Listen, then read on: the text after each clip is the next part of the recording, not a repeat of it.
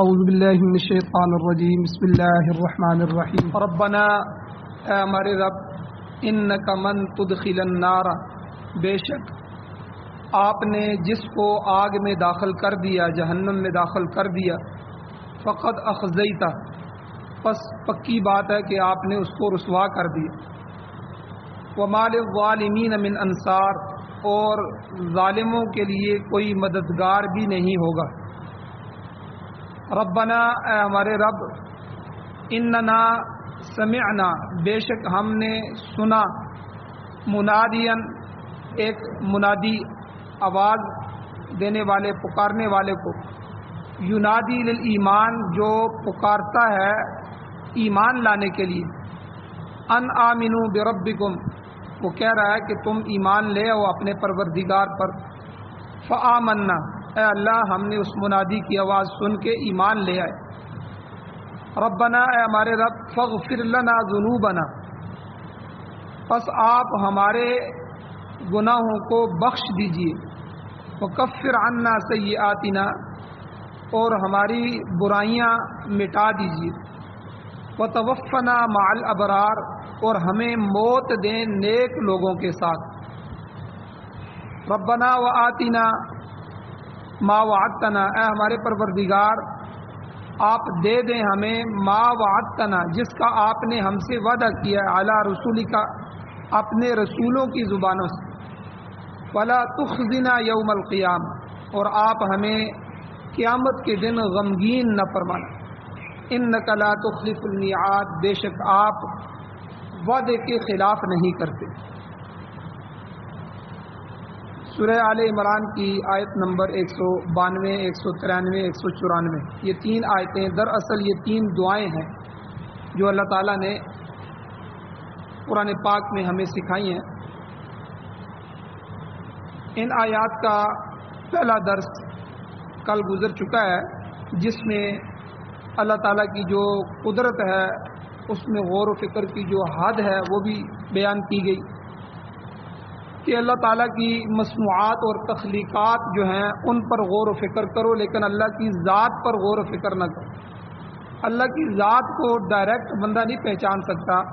جب تک کہ اس کی مصنوعات پر غور نہ کرے اس کی بنائی ہوئی چیزوں پر غور نہ کرے اسی طرح نظام شمسی جو ہمارا ہے اس کے متعلق کل تفصیلاً گفتگو ہوئی اور علم فلکیات کے متعلق گفتگو ہوئی کہ جس سے پتہ چلتا ہے کہ یہ سارے نظام اتنے بڑے بڑے نظام یہ اللہ تعالیٰ نے بنائے ہیں اور آج کے درس میں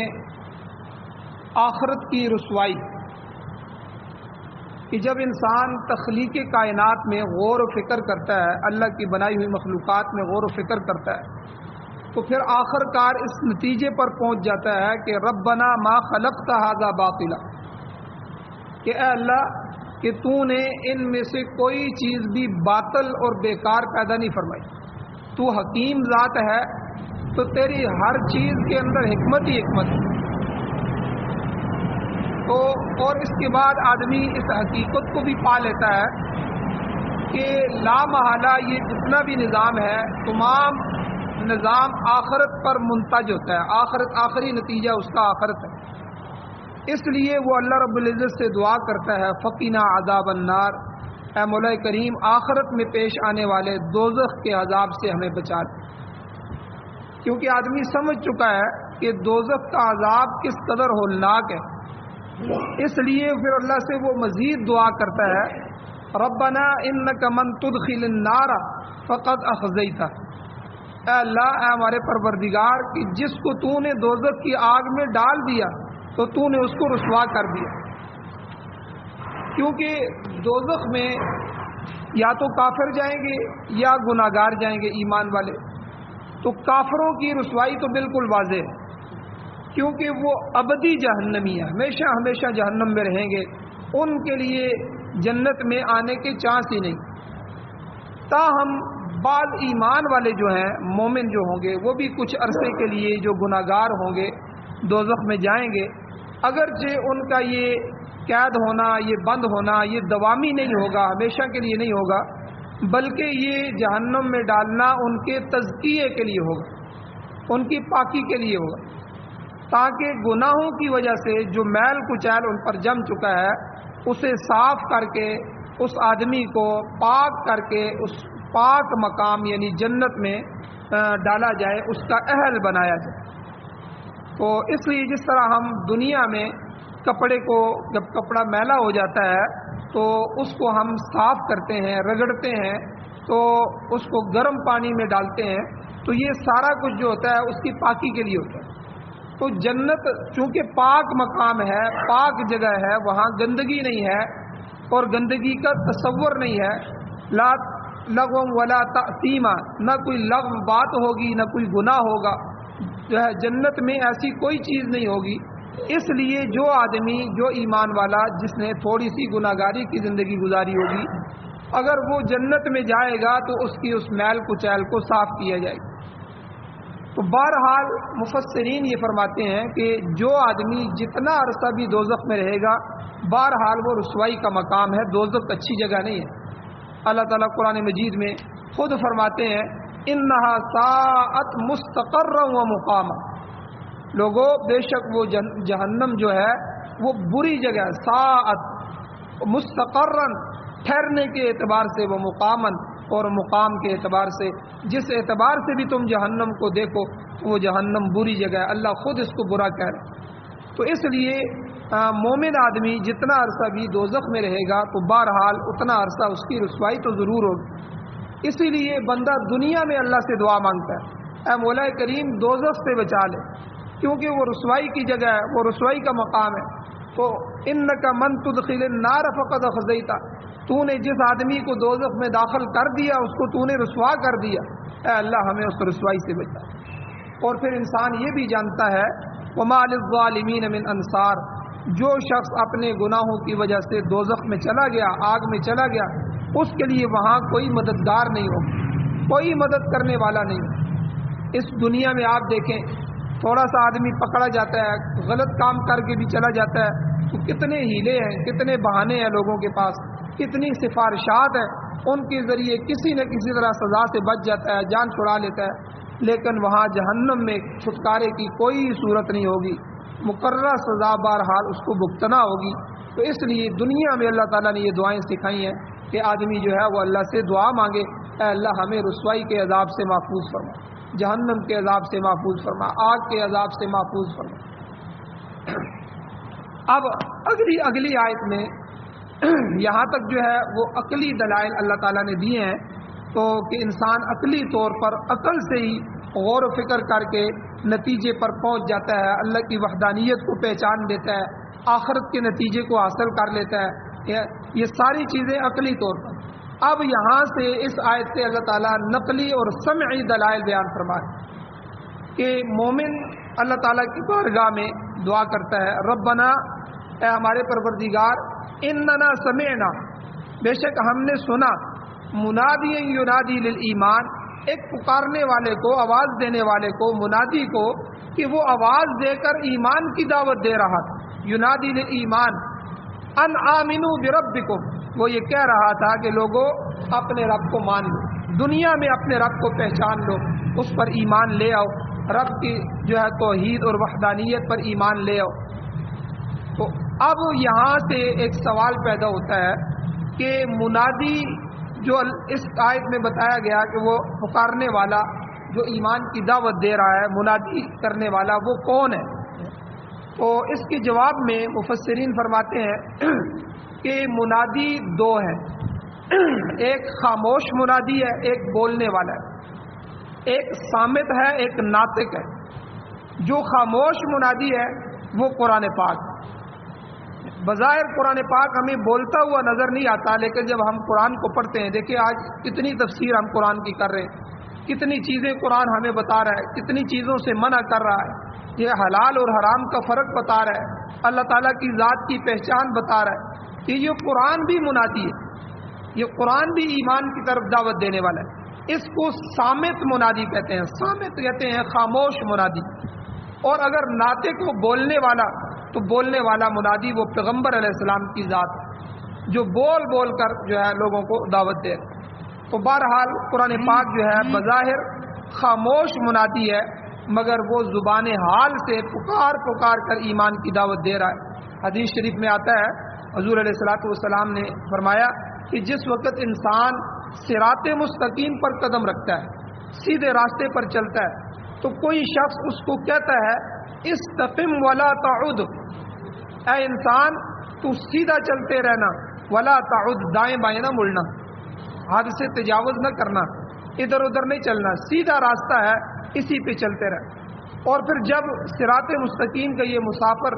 آگے کی طرف سفر شروع کرتا ہے تو دائیں بائیں طرف موجود جو دیواریں ہوتی ہیں ان پر سے پردہ اٹھانے کی کوشش کرتا ہے، تو پھر اوپر سے کوئی شخص اسے دوسرا شخص آواز دیتا ہے کہ بھائی پردہ نہ اٹھاؤ، تمہیں ان دیواروں سے کیا کام ہے، تو ایسا کرو گے تو غلط راستے پہ چل پڑو گے، تو جہاں سے تمہارے لیے واپس آنے کے کوئی چانس نہیں ہے، تم واپس نہیں آ سکو۔ تو حضور نے فرمایا یہ صراط مستقیم جو ہے یہ اسلام کا راستہ ہے۔ تو اسلام کے راستے پر جو ہستی انسان کو اس راستے پر سیدھا چلنے کی دعوت دیتی ہے وہ قرآن پاک۔ تو قرآن پاک اس کو کہتا ہے کہ استقم ولا تعد، تم سیدھا چلتے رہنا، مجھے تم رہنما بنا لو۔ قرآن پاک کہتا ہے میں تمہارا قائد بن جاتا ہوں، لیڈر بن جاتا ہوں، مجھے پڑھتے جاؤ اور اپنی منزل کی طرف چلتے جاؤ، ادھر ادھر تم نے نہیں دیکھنا۔ اور پھر حضور نے فرمایا جب کوئی آدمی حرام یا ناجائز چیز کی طرف جاتا ہے تو گویا کہ وہ دائیں بائیں جو ہے جھانکنا شروع کر دیتا ہے، دائیں بائیں دیواروں پر پردہ اٹھانا شروع کرتا ہے۔ اس وقت جو شخص اسے ایسا کرنے سے منع کرتا ہے وہ انسان کا ضمیر ہوتا ہے، جو انسان کے اندر ہوتا ہے، وہ انسان کو جھنجھوڑ کر کہتا ہے کہ غلط راستے پر مت جاؤ۔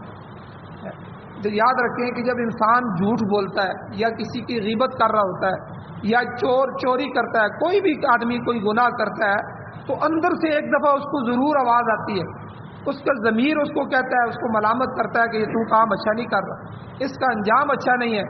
اس آدمی کو پتہ چلے گا تو تمہاری رسوائی ہوگی،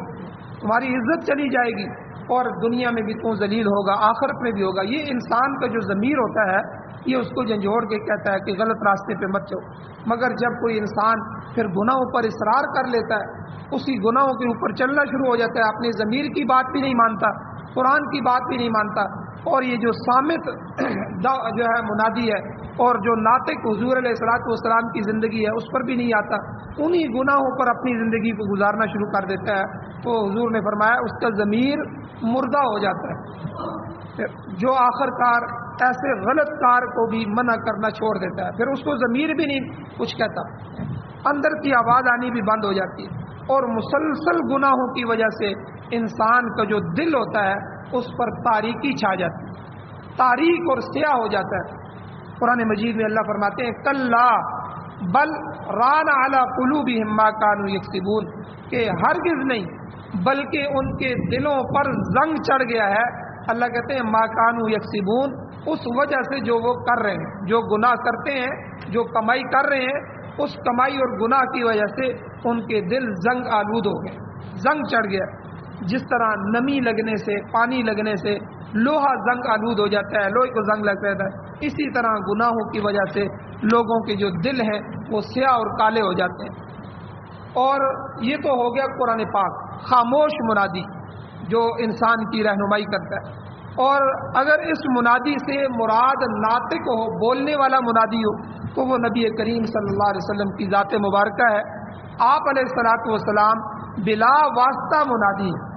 کوئی واسطہ نہیں، ڈائریکٹ اللہ کی طرف سے حضور پر وحی آتی ہے اور وحی کو حضور آگے امت تک پہنچا رہے ہیں، امت کو ڈرا رہے ہیں، جنت کی دعوت دے رہے ہیں، جہنم سے ڈرا رہے ہیں، اور نیک چیزوں کی اور حلال چیزوں کی دعوت دے رہے ہیں اور حرام سے بچا رہے ہیں۔ تو بلا واسطہ حضور جو ہے وہ منادی،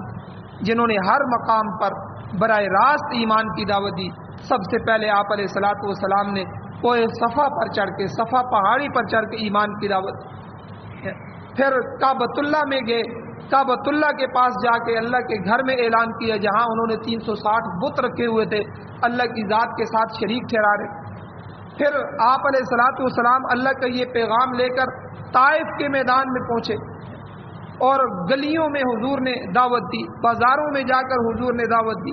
میلوں کے اندر، منڈیوں کے اندر جا کر آپ نے ہر جگہ حضور نے دعوت دی، یا ایھا الناس، اے دنیا بھر کے لوگوں، قولوا لا الہ الا اللہ، تم یہ پڑھ لو، کہو تم اپنی زبان سے اللہ کے سوا کوئی معبود نہیں ہے، تفلحون، تم کامیاب ہو جاؤ گے، فلاح پا جاؤ۔ تو یہ دعوت حضور علیہ الصلوۃ والسلام نے سب سے پہلے خود لوگوں کو دی، پھر آپ علیہ السلام نے اپنے صحابہ کے واسطے سے اور لوگوں تک پہنچائی۔ حضور علیہ الصلوۃ والسلام نے جب آخری خطبہ حجۃ الوداع دیا تو اس میں حضور نے کیا فرمایا؟ اے میرے صحابہ، کیا میں نے تمہارے تک یہ دین نہیں پہنچایا؟ کیا میں نے خیانت کی ہے؟ اللہ تعالیٰ نے مجھے تمہارے سامنے نبی بنا کے بھیجا، کیا میں نے اس کی وحی پہنچانے کا حق ادا نہیں کیا؟ تو سارے صحابہ نے فرمایا حضور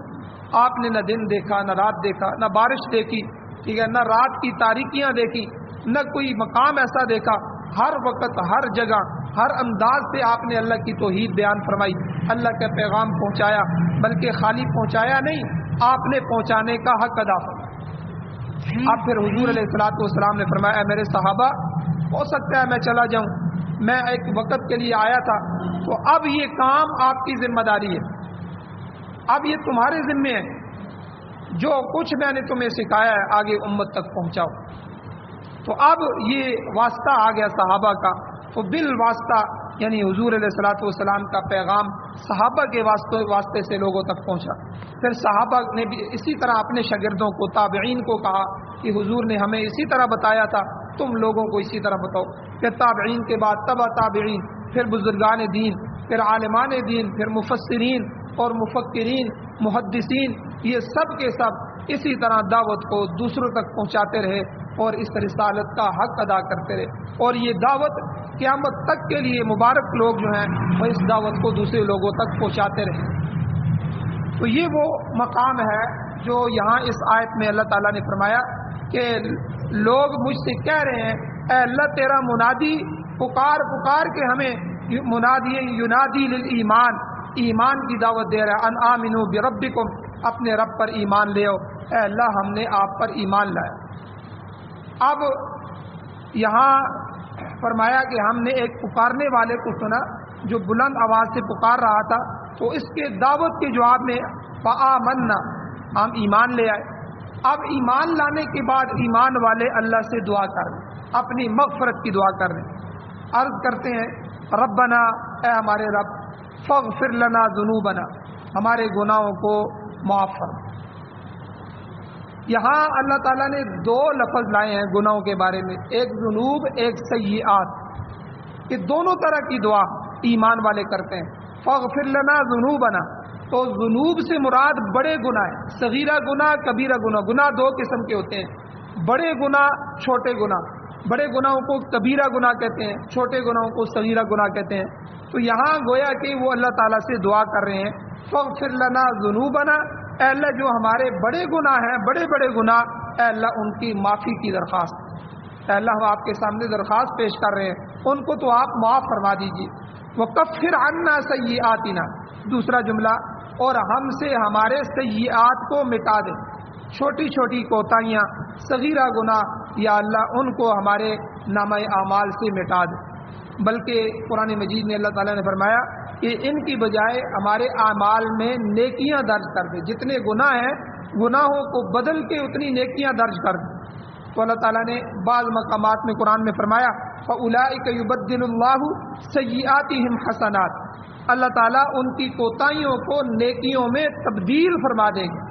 یہ وہ مقام ہے کہ جب انسان اللہ سے جھک جھک کے سجدے میں گر گر کے معافی مانگتا ہے، صحیح اپنی زندگی کو صحیح ڈگر پہ گزارنا شروع کر دیتا ہے اور گناہوں سے ڈر جاتا ہے، تو اللہ تعالیٰ اس کو پھر مقام عطا فرماتے ہیں کہ خالی اس کی گناہ اللہ معاف نہیں کرتے، بلکہ جتنے گناہ ہوتے ہیں اتنی نیکیاں اس کے نامہ اعمال میں لکھی جاتی ہیں۔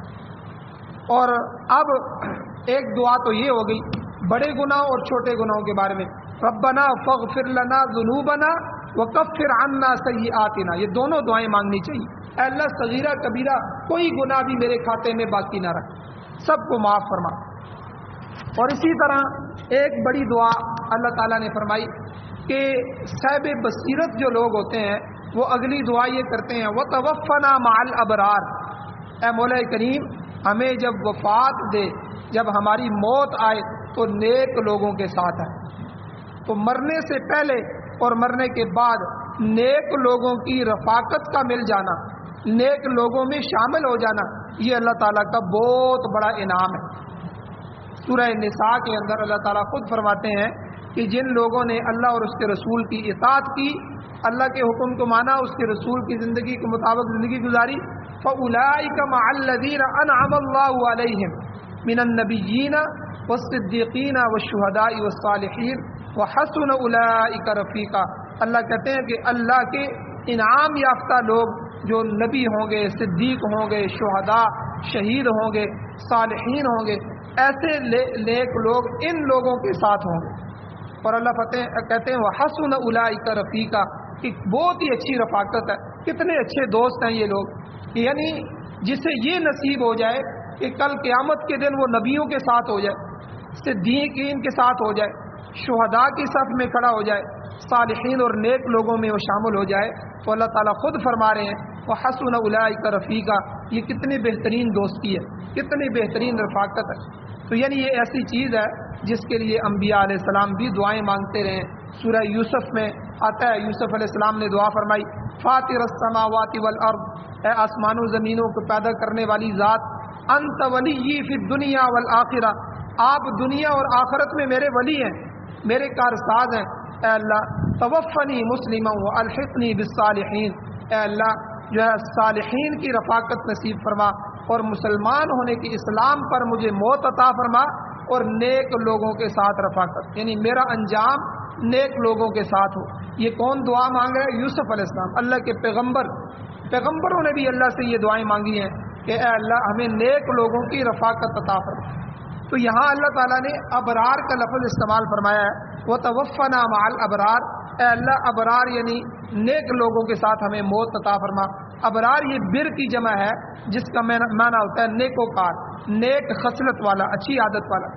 ایسے لوگ جو ہمیشہ نیکی پر توجہ رکھتے ہیں، نیک لوگوں کی صحبت میں رہتے ہیں، اچھی سوسائٹی کی ضرورت اس زندگی میں بھی ان کو محسوس ہوتی ہے۔ تو اچھے اور نیکی والے لوگ وہی ہیں کہ جن کے ذہن اچھے ہیں، جن کی تربیت اچھی ہوتی ہے۔ تو مقصود یہ ہونا چاہیے کہ ایمان والے، تقوی والے، طہارت والے اور صداقت والے لوگوں کی سوسائٹی آدمی کو نصیب ہو جائے۔ مگر آج آپ دیکھیں دنیا میں کہاں ایسی مجلسیں باقی رہ گئی ہیں، ہر طرف آپ دیکھیں دھوکہ ہے، فریب ہے اور فراڈ ہے، شرک اور بدعت کا زور چل رہا ہے۔ ایسی مجلسیں ہی آپ کو ہر طرف نظر آئیں گی۔ شاہ ولی اللہ محدث دہلوی رحمۃ اللہ علیہ فرماتے ہیں اخلاق ہمیشہ ماحول سے سیکھا جاتا ہے، ماحول سے آدمی اخلاق سیکھتا ہے۔ جب ہمارا ماحول ہی درست نہیں ہوگا تو ہماری گلیوں اور بازاروں میں گالی گلوچ چل رہا ہے، لعب و لہب ہے،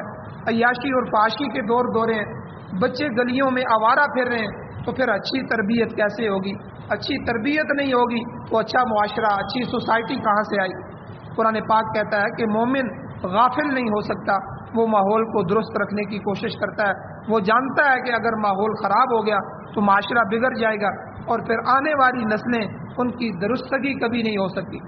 تو یاد رکھیے ایک ایک فرد جو ہے اس کی محنت، اس کی تربیت کی ضرورت ہے، اس کو اخلاق پر لانے کی ضرورت ہے۔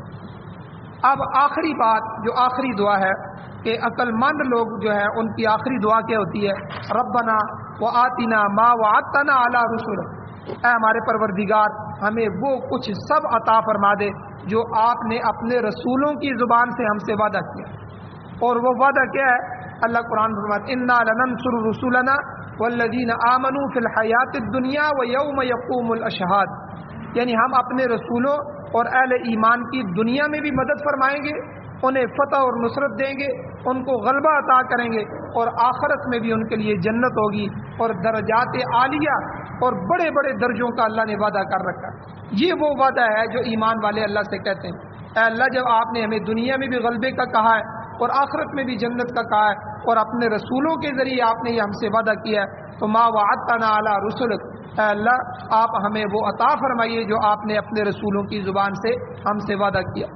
اب اللہ کی مخلوق میں غور و فکر کرنے والے جو عقل والے لوگ ہیں وہ آخر میں یہ عرض کرتے ہیں اے مولا کریم ولا تخزنا یوم القیامہ، ہمیں قیامت کے دن رسوا نہ کرنا، ذلیل نہ کرنا، ہمیں یقین ہے انک لا تخلف المیعاد، بے شک تو وعدہ خلافی نہیں کرتا۔ تو جو ہے جو وعدہ کر لیتا ہے اس وعدے سے تو پھرتا نہیں ہے، تو اپنے وعدے کا پکا ہے۔ حضرت شاہ اشرف علی تھانوی رحمۃ اللہ علیہ فرماتے ہیں کہ منتہائی کار، آخر کار، انتہائی دو ہی باتیں ہیں، اور وہ یہ کہ انسان آخرت میں کامیابی کے مقام یعنی جنت میں پہنچ جائے، اور خدا کے غضب کے مقام یعنی دوزخ سے بچ جائے، جنت مل جائے، دوزخ سے بچ جائے۔ یہ مقصود حاصل کرنے کے لیے صرف دو چیزوں کی ضرورت ہے۔ پہلی یہ کہ انسان ایمان لے آئے، توحید اور اطاعت کو اختیار کرے، اور دوسرا یہ کہ انسان گناہوں سے بچا رہے۔ یہ دو چیزیں اختیار کرے گا تو اللہ دونوں چیزیں عطا فرمائے گا، جنت بھی ملے گی